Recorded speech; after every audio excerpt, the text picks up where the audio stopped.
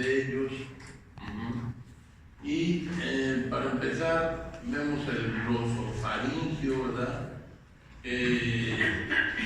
Es un nervio que se origina en la base del cerebro, ¿verdad? Sale por uno de los agujeros del piso del cráneo, que está relacionado muy cercano con el ganglio funiculado del nervio facial, del nervio mandibular, del ganglio óptico,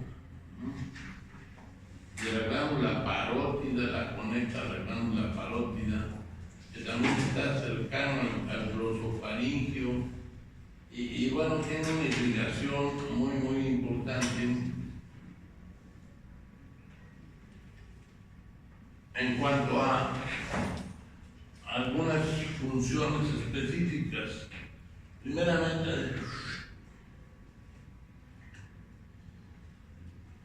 Primeramente, pues está relacionado, ¿verdad?, con todo el plexo faríngeo, como su nombre lo indica.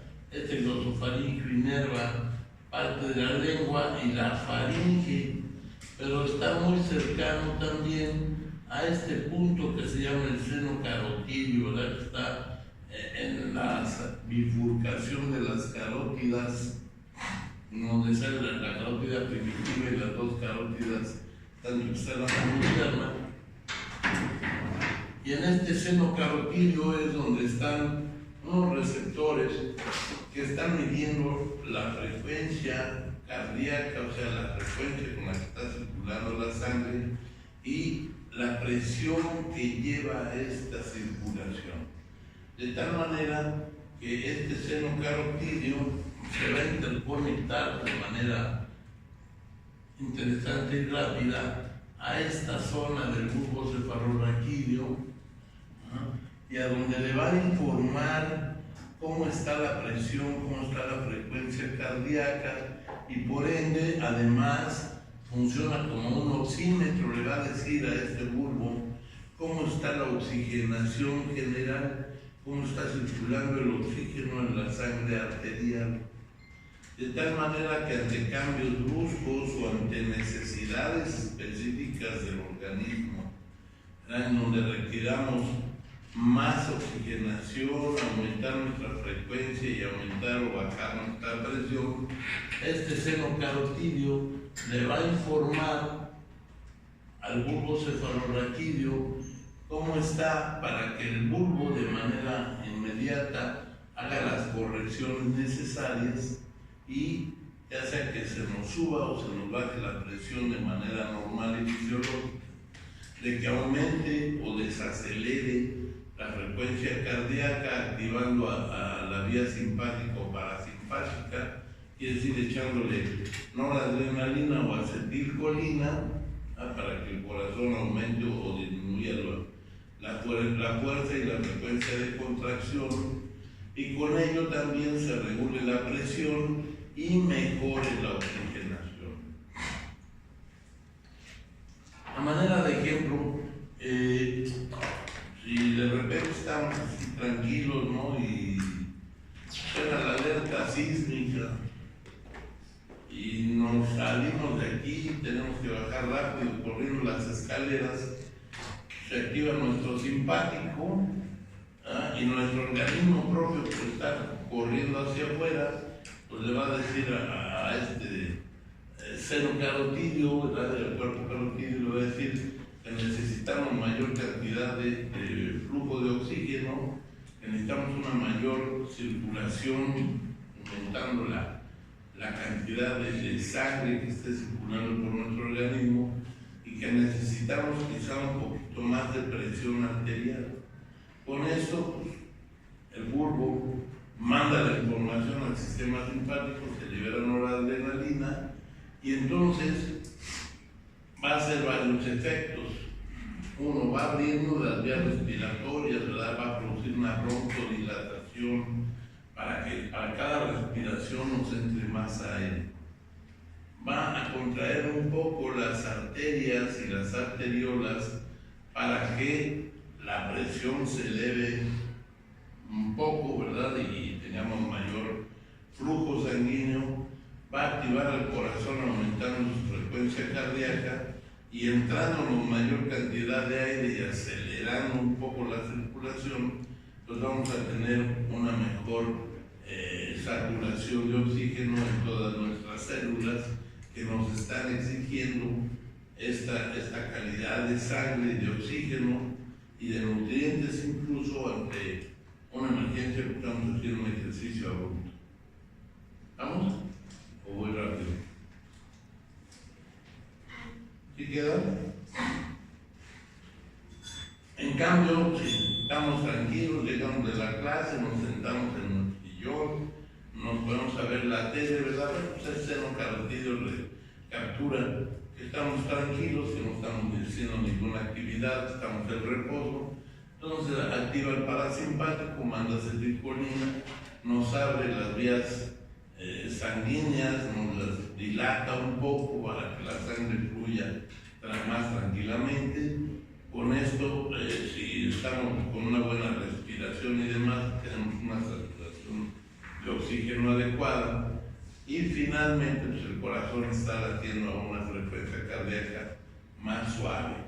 Y la presión arterial pues, la mantenemos estable en nuestras mediciones estándar para cada persona. ¿Y por qué hago la observación de una medición estándar? Pues porque cada persona tenemos una presión distinta, sin ser hipertensos ni hipotensos. Cada uno tenemos en promedio una presión arterial entre 110 y 120 de máxima y entre 70 y 80 de mínima. Sin embargo, y en particular las mujeres pueden tener un 60, 100 o 110 y estar totalmente normales, ¿no? Los varones siempre requerimos un poquito más alta la presión por los consumos energéticos y la cuestión muscular que requiere mayor oxigenación. Obviamente, por supuesto que un hipertenso, ¿verdad? Ya que alguien que tiene una patología de hipertensión arterial, pues va a tener niveles o cifras de presión más elevadas y esto se lo va a estar informando a este seno carotídeo que aunque haga una lucha por tratar de normalizarla, como ya hay un fenómeno patológico, no va a ser tan fácil. Sin embargo, nos va a mandar fenómenos de alerta al tener la presión arterial alta y estar trabajando más el simpático con noradrenalina y esto ocasionando vasoconstricción. Este flujo sanguíneo por la carótida interna se va a ir al cerebro, va a disminuir la oxigenación cerebral y aparte de esto va a estar mandando un poquito más frecuente, más acelerada la frecuencia cardíaca, dado que al haber vasoconstricción disminuye el flujo de sangre y de oxígeno.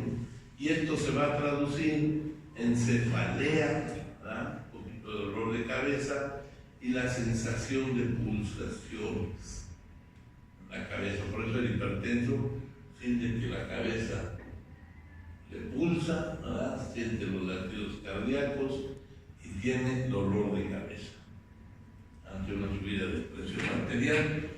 Sí. ¿Cómo se relaciona eso con el zumbido que se escucha con una presión? Pues perfecto, muy bien, buena pregunta. Si te fijas cómo están las vías nerviosas, cómo están cercanas unas a otras y además como la arteria carótida interna pasa a un ladito de lo que sería el oído interno. Esto nos va a ocasionar que también haya un poco de alteraciones tanto sanguíneas, de presión y de transporte nervioso de todos estos fenómenos y se lo traduce por continuidad al oído interno y de ahí pasa al oído y medio. Y en el oído medio se va a hacer una especie de vacío. El oído y medio, recordemos que es una cámara donde está el martillo, yunque y estribo, pero está conectada al exterior. O sea, no es una cámara cerrada. ¿Por qué se conecta al exterior? A ver, alguien me dijo. Anatomía.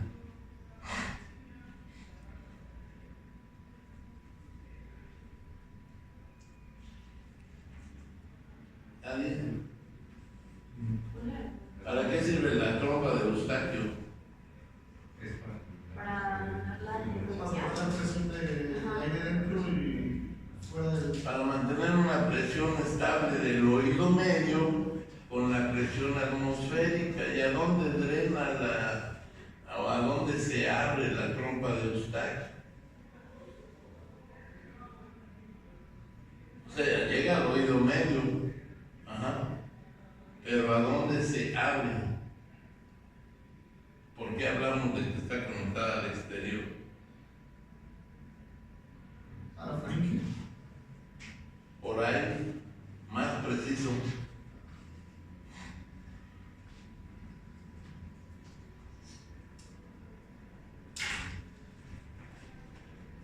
Al pilar anterior de las amígdalas.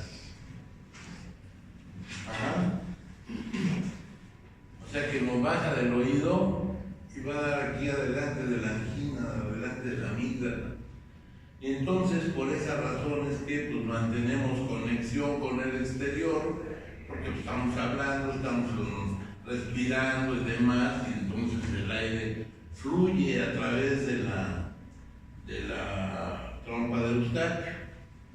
Si tenemos aumentos de presiones y demás, va a aumentar la tensión en el aire que está contenido ahí en el oído medio, y entonces va a bombar un poco el tímpano y eso te va a dar la sensación de zumbido. Una. Si tenemos catarro, se va a meter el moco o va a tapar el moco, la trompa de Eustaquio, y por eso se nos tapa el oído. E incluso las bacterias y el moco pueden subir por la trompa de Eustaquio, y si tenemos una faringoamigdalitis con una rinitis importante, ¿verdad? Una rinofaringitis, se nos mete moco y bacterias y puede ocasionarnos una otitis media infecciosa, o sea, una infección del oído. Y si nosotros viajamos, por ejemplo, nos vamos a 140 kilómetros por hora de aquí a Veracruz, entonces vamos a bajar de 1.300, 1.200 metros sobre el nivel del mar, pues vamos a bajar aceleradamente a prácticamente 10 o 0 metros sobre el nivel del mar. Entonces, esta diferencia de altura implica también una diferencia de presión atmosférica. De tal manera que al hacerlo esto tan acelerado no le vamos a dar mucho tiempo al oído a que se estabilice en cuanto a su presión interna del oído medio, y por eso se nos tapa el oído. De repente, ay, como que me quedé sordo, ¿no? ¿Y qué es lo que hacemos? Una de dos: o masticamos chicles o empezamos a bostezar, ¿no? Con la idea de que la trompa de Eustaquio se abra, permita entrar y tener un mejor flujo de aire, y con esto estabilice la presión interna del oído medio y se nos quite las córneas. Entonces ven ustedes como todo está íntimamente relacionado. Si vemos esta imagen, ven la intrincada red de nervios que están relacionados, desde el nervio facial, el óptico, el ganglio óptico, y entonces ven de dónde está la arteria y todos los demás nervios, la irrigación de la inervación de la parótida, el glosofaríngeo y todo lo demás.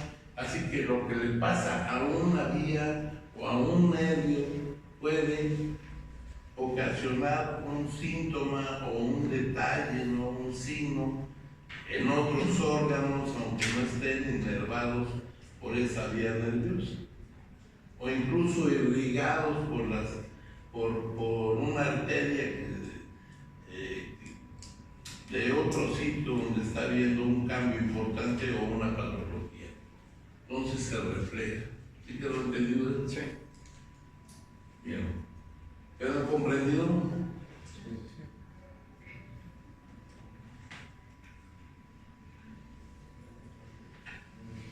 El hipogloso, pues vemos cómo está inervando la parte inferior de la lengua, la parte inferior de los músculos del cuello, y también íntimamente relacionados con las arterias carótidas. Esta vía nerviosa incluso va a bajar desde el piso del cerebro, ¿verdad?, de la base del cerebro, va a relacionarse un poco con algunas de las vías del nervio vertebral, ¿verdad?, del nervio espinal, que son esos que están por acá. Y al estar aquí relacionado, vean ustedes cómo también una parte sensitiva se va al tallo cerebral. Entonces por aquí vamos a estar también percibiendo características del bolo alimenticio. Va a llevar de manera sensitiva qué es lo que estamos metiendo en la lengua, cómo están los sabores, el peso, la consistencia. Y esto al llegar a esta zona del bulbo cefalorraquídeo, recuerden que antier hablamos de una zona que se llama la zona reticular, y que en esa zona reticular se encuentra el centro regulador de la succión, deglución y masticación. Entonces tienen que relacionarse todo esto para cuando nosotros nos metemos un bocado, pues sin hacerlo consciente, sin llegar a la corteza cerebral, pues vamos a estar sabiendo que nos metimos a la boca y vamos a ejercer una presión determinada con un ritmo X de masticación, un número de veces de que vamos a estar masticando el bocado hasta que nuestra lengua sienta que ya está mastificado, y entonces lo vamos a poder tragar. Aquí todo el mundo cuando se toma su vaso de leche, ¿verdad?, no la mastica, ¿no? La traga en vivo, así, rápido. ¿Por qué? Pues porque nuestra lengua está percibiendo que eso es líquido. ¿Cuántas veces han masticado así rato una gelatina o un flan? Lo masifican con la lengua, ¿verdad?, y se lo tragan.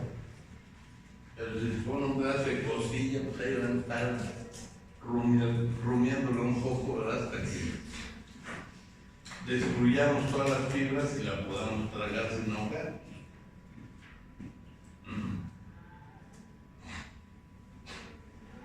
El nervio facial, decíamos que es el nervio de la expresión. Y sin embargo el nervio facial también tiene algunas peculiaridades interesantes. Vean ustedes, está relacionado con el glosofaringio, está relacionado con ramas del trigémino a nivel mandibular, maxilar y erótico y el oftálmico. Está relacionado con los ganglios ópticos, o sea, por donde va a ir el nervio auditivo. De tal manera que al estar tan cercano, sobre todo a la parte auditiva, si nosotros tenemos de repente un cambio brusco en la temperatura, hagamos de cuenta que estamos aquí adentro en los días previos, ¿no?, que ya puede estar el frío y el vientazo brutal. Y aquí teníamos para calentarnos un radiador, estamos todos calientitos, arroz, ¿verdad? Termina la clase y se sale. Y en eso viene el chiflón de aire helado, se mete por el oído externo, te llega al tímpano, y esto va a hacer un cambio brusco de temperatura, te va a inflamar el oído, y esto por contigüidad le va a pegar al nervio facial. Y entonces, ¿qué vamos a tener?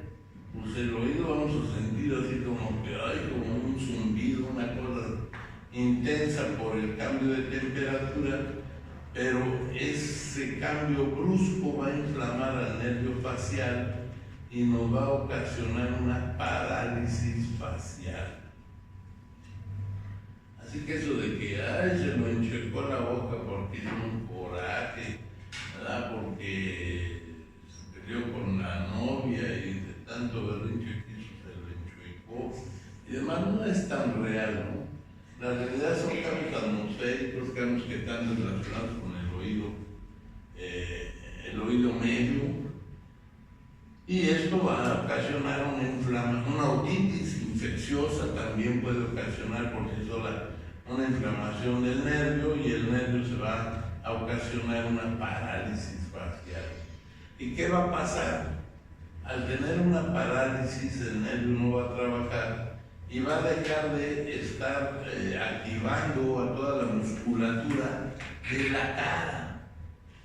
¿Por qué? Pues porque llega el oído, el nervio facial, ¿verdad? Que sale de esta zona, de este gangliecito, ¿verdad? Donde está el oído, pero de ahí salen todas sus ramas y nos sirven para estar inervando toda la musculatura de la cara. Gracias a ese nervio facial abrimos y cerramos párpados, hacemos guiños, movemos la nariz, ¿verdad? Estiramos los labios, estiramos la boca, hacemos hacia adentro, hacia afuera, hacemos el piquito para un picorete amistoso. Entonces, ¿qué pasa cuando este nervio facial se nos paraliza? Pues toda esta musculatura no se mueve. Y al no moverse, se rompe el equilibrio de fuerzas musculares. ¿Qué significa esto? Que todo, en términos generales, todos los músculos tienen que estar en un equilibrio en donde mientras unos están contraídos, otros están relajados. Y esto nos va a dar postura, nos va a dar expresión, nos va a dar fuerza, etcétera, ¿no? Pero al paralizarse los músculos que inervan el nervio afectado, los otros no van a tener una fuerza contralateral que mantenga el equilibrio. Y entonces, al no tener esa fuerza, ¿qué pasa? El macetero, la parte media del auricular de los labios, el macetero, los pterigoideos, los peripalpebrales y demás, van a tener mayor fuerza de contracción y toda la cara se nos va de lado. Entonces, cuando vemos una persona que tiene parálisis facial, la vemos con el ojo chueco y la boca torcida, y antiguamente pensaba que ese era el lado malo, y no, es el lado bueno. Lo que pasa es que la otra mitad está paralizada y no puede contrarrestar la contracción muscular del lado contrario. Entonces, en esas condiciones, ¿qué es lo que se tiene que hacer? Pues aparte de darle medicamentos antiinflamatorios, complejo B, sobre todo la vitamina B12, que va a ser una de las vitaminas, en general todo el complejo, pero en particular la B12, es una vitamina que nutre y que le da vigor, ¿verdad? Va a darle energía a las vías nerviosas. Pues vamos a tener que requerir de fisioterapia. Para ello, pues le vamos a tener que aplicar calor local, luego frío local, masajes y demás, con la idea de que el nervio se desinflame y vuelva a adquirir sus funciones y se equilibre la fuerza muscular. Pero ¿por qué pasa? O sea, esa es la razón por la cual un problema de oído, al estar tan cercano a la salida del nervio facial, pues lo afecta. ¿Comprendió?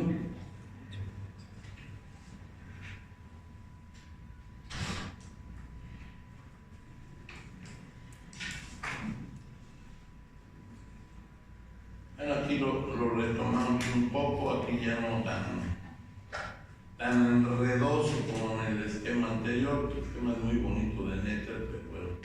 Entonces aquí estamos viendo cómo se relacionan con algunos de los ganglios, incluyendo la glándula lagrimal, el ganglio pterigoideo palatino, cómo viene hacia la base de la lengua, también relacionándose este nervio facial. Aquí está saliendo por abajo de la apófisis, atrás de la apófisis mastoides a nivel del temporal, y por aquí recordemos que está el conducto auditivo.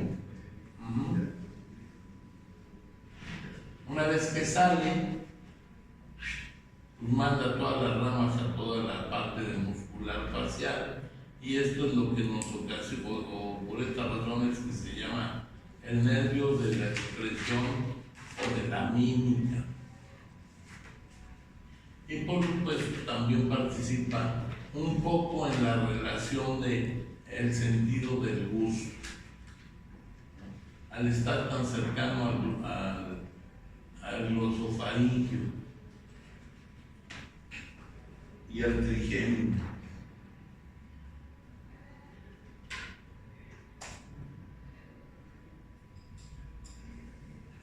El trigémino también tiene unas características peculiares. Si nos fijamos, vean ustedes, aquí en el trigémino, la rama gruesa del trigémino, aquí está el ganglio de Gasser, aquí se subdivide en las tres ramas del trigémino, oftálmica, maxilar y mandibular, pero está muy cercano a el nervio facial.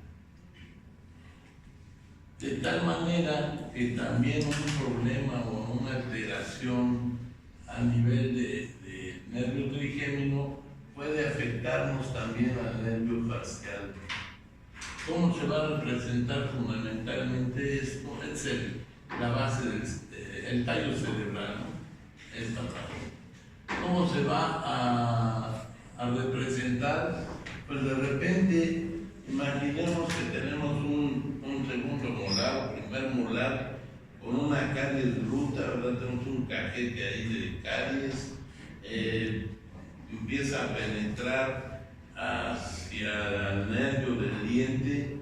Esto va a inflamar las ramas mandibulares del trigémino.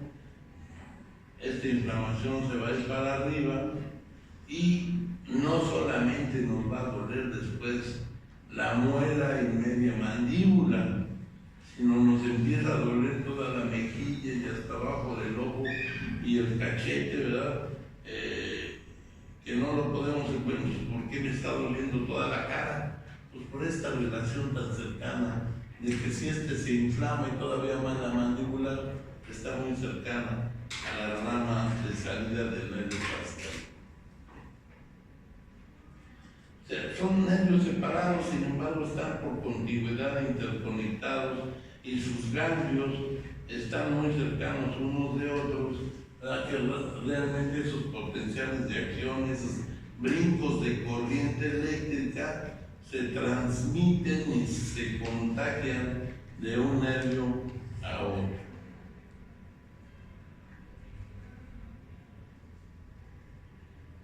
¿Estamos? Los veo así como que empiezan a ver las estrellas, o voltean los ojos para verse los pensamientos, ¿no? Y quedan comprendido de por qué aparecen síntomas que no tienen relación aparentemente entre sí, por continuidades. Bueno, el trigémino, ya dijimos, tiene tres ramas. Aquí salen del ganglio de Gasser, y la neuralgia del trigémino se puede contagiar, se puede no tanto contagiar, pero como tal, ¿no? Sino puede contactarse con nervio facial, con nervio auditivo, y esto ocasiona otra serie de sintomatología, zumbido de oídos, dolor facial, cuando lo que realmente está inflamado es esta rama mandibular, y todo porque esta pieza dentaria, ¿verdad?, está tan cariada, está tan dañada, que inflama su propio nervio, inflama toda la vía nerviosa de la mandíbula, y esto sube y esto transmite potenciales de acción, o sea, corriente eléctrica alterada a los nervios que están por contigüidad.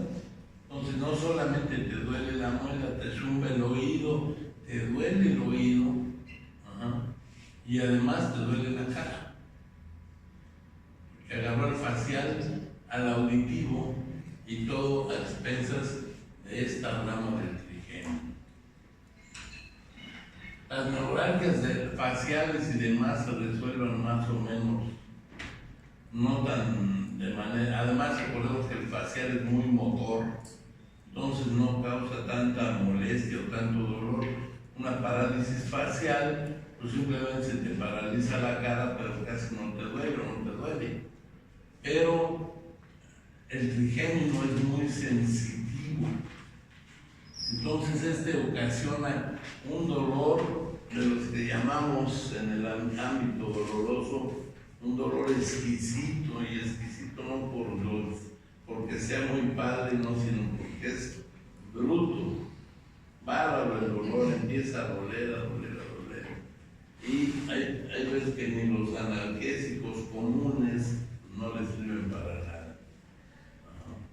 Yo luego veo, por ejemplo, que en el ISSSTE, el Seguro Social, incluso en el sector de la Secretaría de Salud, la cantidad de dentistas que están en el cuadro de base,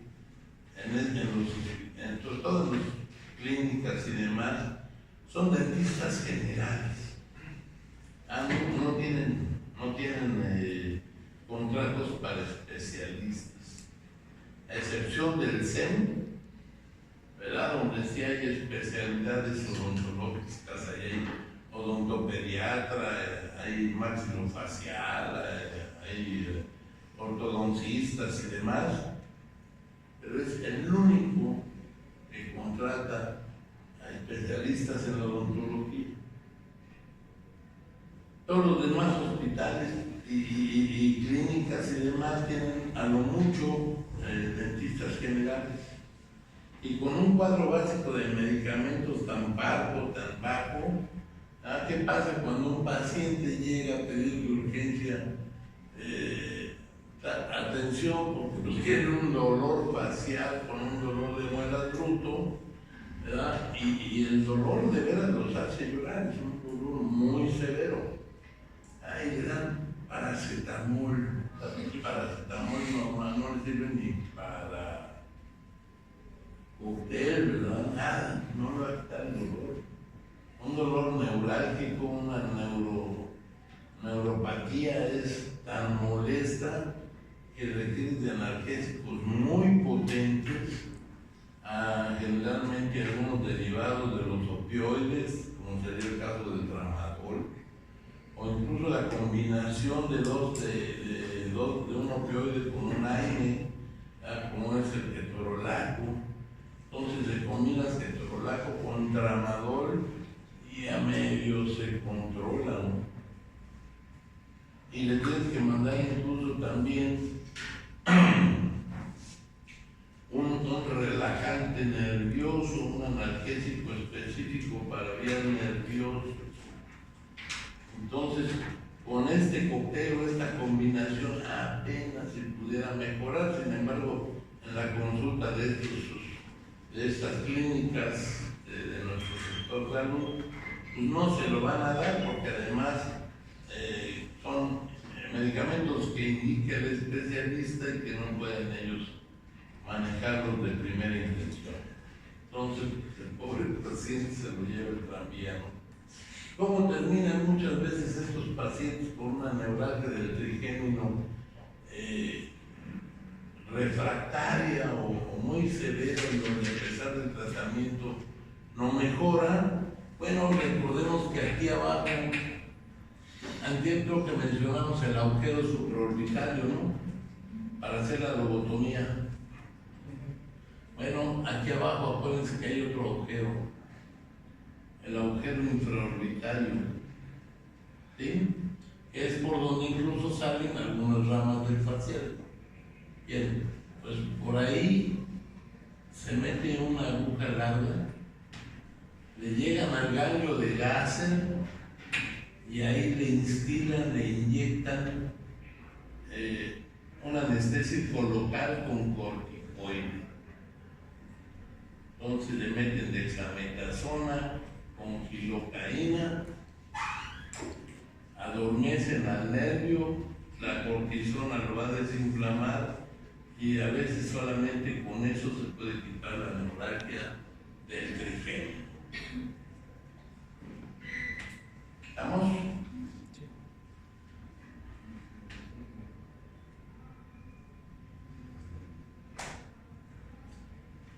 ¿Y por qué está ahí? Hago hincapié del trigémino. Pues vean ustedes todo lo que inerva a sus ramas sensitivas y motoras. La motora es la mandibular. Pero vean ustedes un dolorcito de nervio trigémino que va a doler toda la cara, ¿no?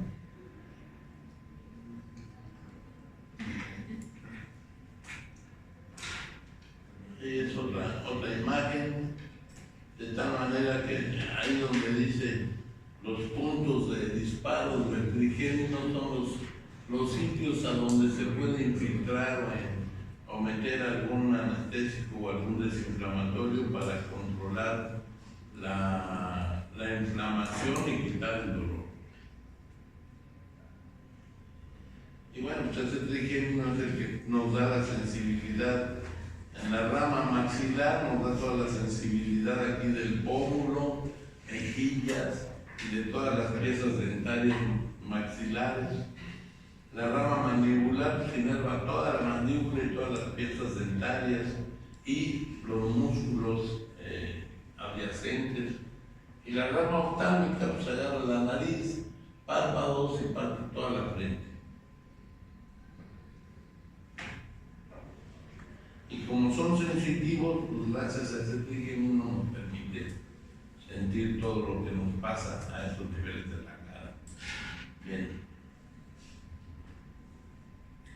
Facial y trigémino están también muy relacionados, están igual que con el ortofaringio y con el auditivo, están muy relacionados y esto se va a traducir también con algunas patologías peculiares, algunas de ellas más en del ámbito ortognástico, o sea, del ortopedista maxilar o del odontólogo especializado, en donde por algunas alteraciones o inflamación en la articulación temporomandibular, ya sea por un golpe, por un enfriamiento, por una infección de oído incluso, nos va a entrar a doler la mandíbula, él se va a traducir como dolor de oído, va a alterar al trigémino, nos va a dar la imagen de que nos duelen las muelas y los dientes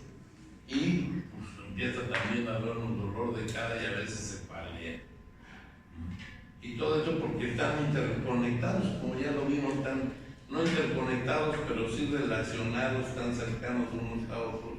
El facial, el trigémino y los glosofaringos.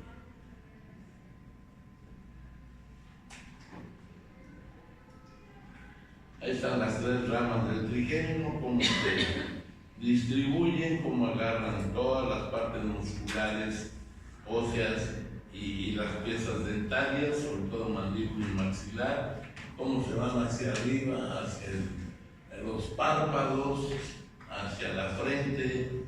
Y bueno, es un nervio bastante complejo. Es el tal ganglio de gas. Es el que a veces hay que llegar a bloquear por completo para quitar una neuritis, una neuralgia severa del trigémino.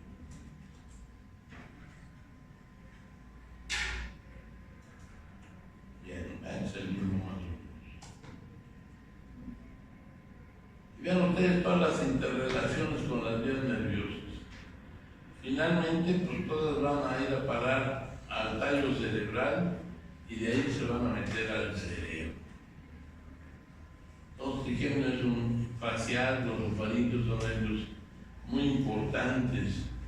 Y decíamos que estos mismos están tan relacionados y que en el tallo cerebral se encuentra la zona reticular que nos ayuda para que nos podamos comer adecuadamente y tragar adecuadamente. Bueno, pues aquí hay una parte, decíamos que está en el tallo cerebral, pero se interconectan con esta zona específica.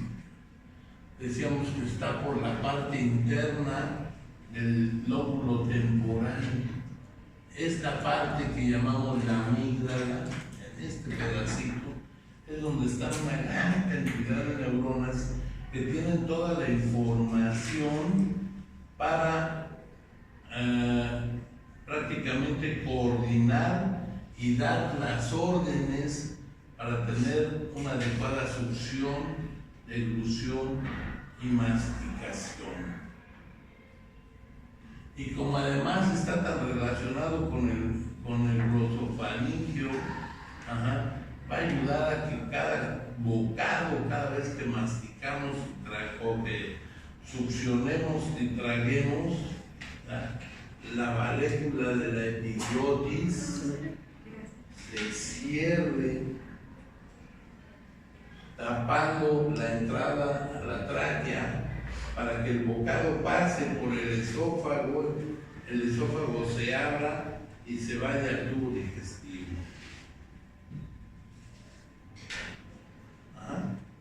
¿Qué pasa si esto no sucede cuando a veces nos llega a pasar en donde se nos chisporrotea, se nos equivoca tantito esa acción? Una pequeñísima partícula, ya sea de líquido o de sólido, que se mete brinca a la epiglotis, ¿verdad? Brinca la válvula que cierra ahí a nivel de las cuerdas vocales y se nos mete una pequeña partícula. Esto va a causar una irritación tan severa que nos va a provocar una tos casi asfixiante, hasta que con el reflejo tosígeno expulsemos esa partícula que se nos metió equivocadamente, porque hubo un desajuste en el abre y cierra de la epiglotis para que pase el bocado hacia el esófago. O sea, finalmente esta es una medida protectora, porque a los cirujanos nos da inquietud y exigimos que ante una cirugía el paciente vaya con un buen periodo de ayuno, precisamente para que tenga tubo digestivo vacío, porque una vez que se pone anestesia general o una sedación, pongamos que le ponen a la embarazada, le ponen un bloqueo, ¿no? A nivel del espacio aracnoideo, a nivel lumbar, para que se le duerman la pelvis y las piernas, pero de todas maneras las más de las veces la van a sedar un poco, ¿verdad? Para que se emborrache y no esté ahí dando guerra a la hora de un parto, de una cesárea. Y el detalle es de que si la paciente acababa de comer o demás, pues se va a relajar el esfínter esofágico a nivel del estómago, y el estómago, si tiene alimento, va a estar en contracción. Recordemos que es parte del sistema nervioso autónomo, entonces nos va a ocasionar reflujo. Se va a subir el alimento a través del esófago, pero como está sedada, pues la parte inervada del glosofaringio a nivel de la epiglotis, pues también va a estar flojona, no va a estar respondiendo adecuadamente, y a la hora que viene ese reflujo se puede meter el alimento a la tráquea y te broncoaspiras. Y el broncoaspirante, pues imagínate que se echó la señora unos chilaquiles con alto chile, ¿verdad? Y todavía le metió ahí un licuado de chocolate y demás. Todo se va a meter a la tráquea, en una sola ventilación eso se va a ir hasta casi el alveolo, y pues prácticamente se va a ocasionar de entrada una neumonitis, ¿no? Una inflamación de alveolos pulmonares muy severa, y finalmente eso dará por consecuencia una neumonía, donde no es un proceso infeccioso, simplemente una neumonía química que, pues, al estar esto todo relleno de alimento, pues te asfixia y pues, se pela, ¿no? Eso luego pasaba que antiguamente, pues cuando les daban anestesias con éter, con cloroformo, incluso con los primeros anestésicos inhalados, no se tomaba muy en cuenta eso del ayuno, entonces incluso regurgitaban jugo gástrico, y al no tener un tubo dentro de la tráquea, regurgitaban no aguantó la anestesia, no más que no aguantara la anestesia, se broncoaspiraron, se morían acá. Lo mismo que le pasa a alguien que tiene asfixia por inmersión.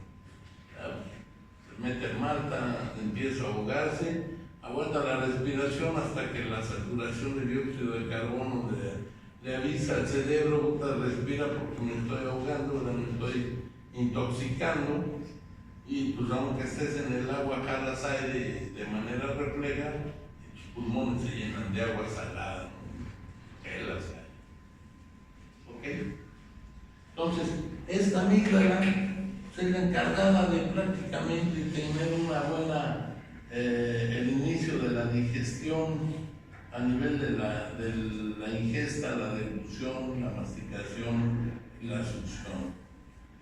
Decíamos que el niño por ahí del sexto mes de embarazo, el feto, el día que se descubre su pulgar, se lo mete a la boca, esto estimula la boca, estimula los músculos del paladar, de las mejillas y de la lengua, y empieza como a jalar a ver qué tengo ahí, ¿no? Y al jalar, chuparse su dedo, jala líquido amniótico, y al tenerlo en la boca, ¿qué hago? Lo traga. Y toda esa información de cómo succionar y tragar va a pasar por el bulbo cefalorraquídeo, la zona reticular, se va a ir aquí a la amígdala, de la amígdala se va a ir al tálamo y al hipotálamo, lo va a memorizar, y lo va a convertir en un reflejo, y ese reflejo le va a permitir la sobrevida al nacer. El niño naciendo puede succionar y puede tragar la leche, ya sea de la mamila o de la madre, y con ello pues, mantener la supervivencia. En los niños prematuros esto se dificulta porque todavía este reflejo no está totalmente desarrollado, de tal manera que un 7 mesino o un 8 mesino al momento de nacer le cuesta, no se puede pegar muy bien al pecho o a la mamila porque pues, no sabe jalar, primero no tiene fuerza y además no sabe jalar muy bien la succión. Entonces lo tienes que alimentar de manera artificial, ya sea con cuchara, con gotero o con una sonda. El otomesino es todavía más complejo que los menores, que los de 7 o 6 meses. Porque el de 6 o 7 meses empiezan a luchar por su supervivencia y aceleran su desarrollo de manera echando a andar toda la información genética para acelerarse y pues sobrevivir. Entonces es más fácil que el de 7 meses aprenda a funcionar más rápido y llegue a la normalidad. Pero el de 8 meses se quedó en la mitad. entre que medio ya sabía y le faltaba nada más dar los últimos toques para poderlo hacer bien. Y esto le va a costar más trabajo de aprendizaje. Por eso es que los niños, siempre hay un dicho, ¿no? Entre los médicos y las embarazadas, es más complicado un niño prematuro de 8 meses que uno de 7. De 7 se esfuerza y sobrevive porque activa todo su sistema nervioso y toda su información genética, la acelera para sobrevivir. Y el de 8 meses, como se quedó a la mitad, ¿verdad? Entre que lucha un poco por superarla y por otro lado, pues le da flojera. Entonces hay que estarlos aislando. Entonces la amígdala, ahí está el centro de control del ritmo masticatorio. ¿Ah?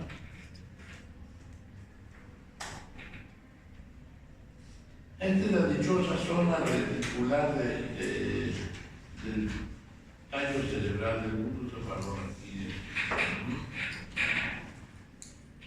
Aquí donde se ven los puntitos. Y aquí está el bulbo cefalorraquídeo y también ahí van a estar esa zona reticular a donde se almacenan y se dan las órdenes de cómo para tragar y masticar.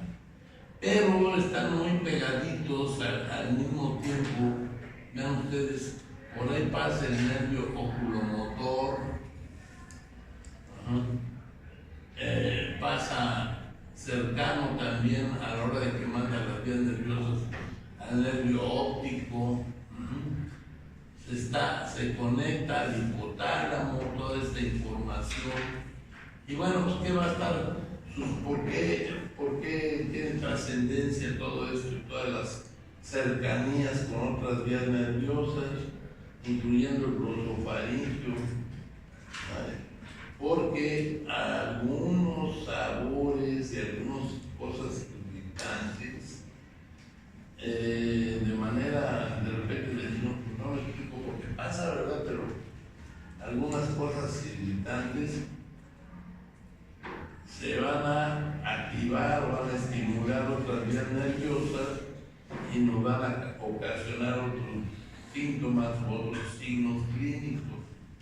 Ejemplo, agarramos un chile habanero, lo empezamos a masticar, ¿verdad? Si no están acostumbrados a comer chiles, van a pegar una enchilada de su vida. Esto va a activar al hipogloso, al glosofaringio. Va a producir una gran salivación, va a contraer las parótidas y las glándulas salivales sublinguales y demás. Entonces empiezas a babear como perro rabioso. Pero le dan información en zona reticular y te manda, puta, ya no mastiques, no la hueles, ¿no? Estás causando una irritación, un dolor importante por esa enchilada. Bueno, pero se va también hacia al trigémino. El trigémino activa a las glándulas lagrimales del ojo y nos empiezan a llorar los ojos. Activa las vías del simpático y el simpático empieza a producir una gran dilatación de vasos sanguíneos, una vasoconstricción primeramente, pero una dilatación de glándulas sudoríparas. Y estas glándulas interpretan esto como que se nos está subiendo la temperatura y empezamos a sudar. Vean ustedes como nada más una simple sensación que tiene que llegar primero a esta zona, activa toda una serie de vías nerviosas con una gran cantidad de sintomatología. Porque ahí está toda en la cabeza, detrás de la cara y de la base del cerebro, hay una red intrincada de vías nerviosas que aunque no salen del mismo cordón, pues basta que estén cercanas para que los potenciales de acción, las corrientes eléctricas brinquen de un lado a otro. Todavía más allá, estás tan enchilado, babeando, lagrimeando, empiezas a sudar.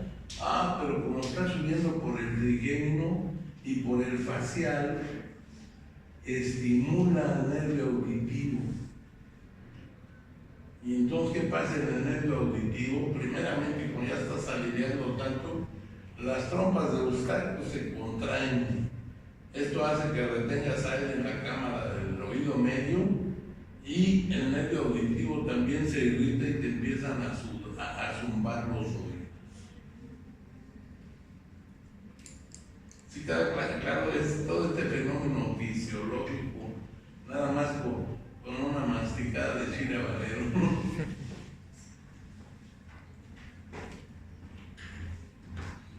Sí, quedó entendido por qué pasan tantos fenómenos con un solo evento, cómo se activan tantas vías nerviosas por estar en continuidad. ¿Y Maribel? No, que sí. Sería así como que estabas metiendo información y no le dabas el enter. Bien. Bueno, aquí se ve más de cerca esta zona, ya no lo vamos a retomar, pero ese bulbo cefalorraquídeo ahí es donde están un montón de centros nerviosos, no solamente de la masticación, está el control de temperatura.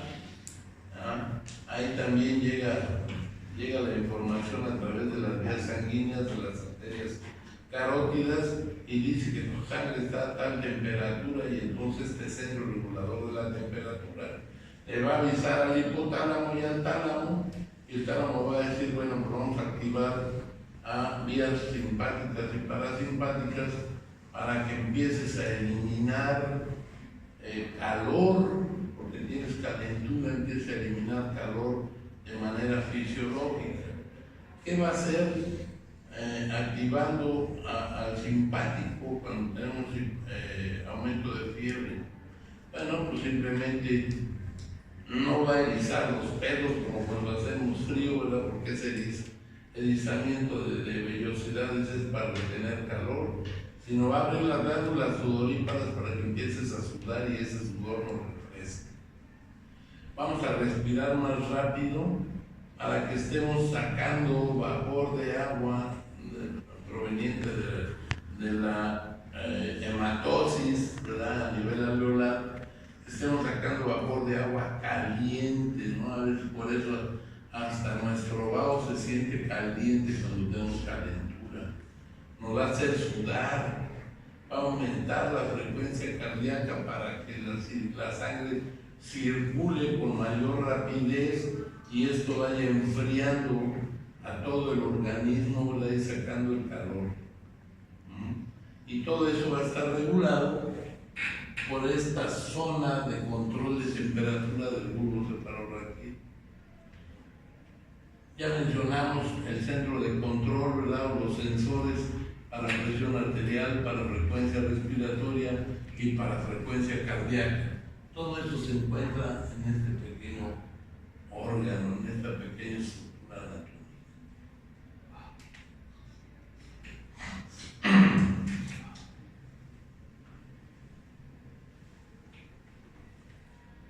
Y bueno, todas estas vías, todas estas interconexiones, aquí está el bulbo, ¿verdad? Van a llegar obligadamente aquí a la parte inferior del cuerpo calloso, donde se encuentra el tálamo y el hipotálamo.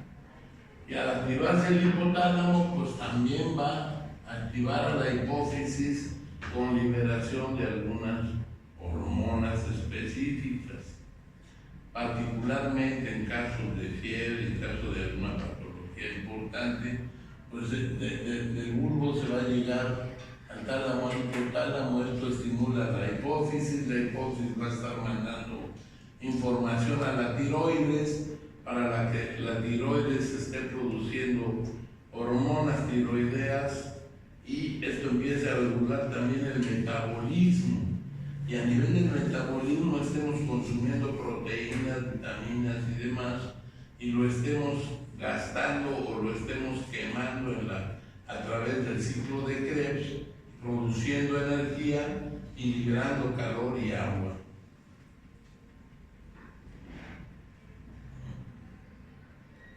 Juan Carlos Hernández, tú que estás recién llegado, no te tocaron las sesiones previas donde tocamos muchos de estos aspectos. ¿Te está quedando clara la idea? Sí, claro que sí. ¿Seguro? Sí, seguro. Como les dije ya a todos, y lo que no entiendan, interrumpan, pregunten, o simplemente dicen, oiga, no me entendí ni madre. No. Lo repito con otras palabras. No, sí está bien, no. Pero el chiste es que agarren la onda y Gracias. de todo comprendido. Sí, todo bien, gracias. Muy bien. No era primero. Bueno, ¿alguna pregunta hasta aquí?